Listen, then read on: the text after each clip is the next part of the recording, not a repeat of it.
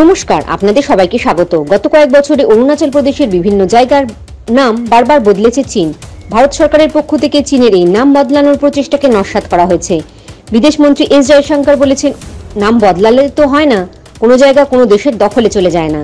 তবে এবার আর ভারত মুখে জবাব নয়, পাল্টা প্রতিক্রিয়ার রাস্তায় হাঁটছে ভারত সরকার।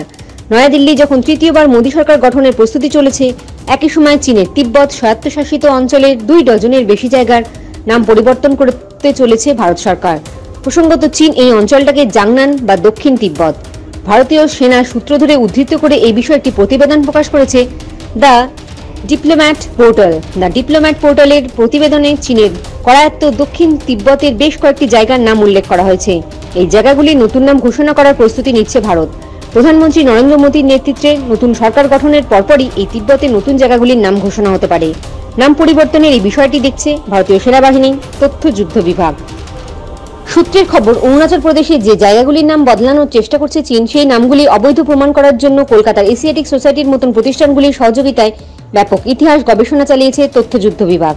এই অঞ্চলগুলি যে ভারতের, তার সমর্থনে ঐতিহাসিক প্রমাণ জোগাড় করেছে তারা। তিব্বতে 30টির বেশি জায়গার একটি তালিকা তৈরি করেছে সামরিক বাহিনী।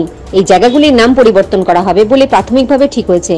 প্রাচীনকালে এই জায়গাগুলির ভারতীয় ভাষায় যে নাম ছিল, ঐতিহাসিক নথি ঘেটে তা বের করা হয়েছে। সূত্রের খবর, তিব্বতের পরিবর্তিত নামের এই জায়গাগুলির তালিকাটি শীঘ্রই বিভিন্ন সংবাদ মাধ্যমে প্রকাশ করা হবে। একে কেন্দ্র করে বৃহত্তর আন্তর্জাতিক প্রচার চালানো হবে। সেনাবাহিনী বলেছে, প্রমাণের ভিত্তিতে এই স্থানগুলির ঐতিহাসিক গুরুত্বকে পুনরুদ্ধার করা এবং স্বীকৃতি দেওয়াই তাদের উদ্যোগের লক্ষ্য। তবে এই পদক্ষেপ যে অরুণাচলের নাম পরিবর্তনের চীনা প্রয়াসের প্রতিশোধ, তা বলাই বাহুল্য।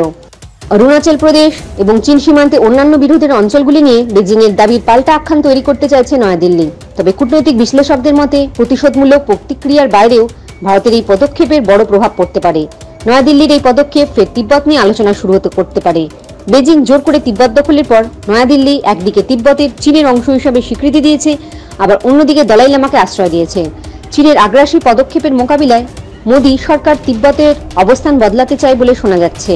তিব্বতের নাম বদলের ভারতীয় চেষ্টা সীমান্ত এলাকায় চীন ভারতের বিরোধ আরও বাড়াতে পারে বলেই আশঙ্কা করা হচ্ছে। জয় হিন্দ, জয় জওয়ান, জয় কিষান।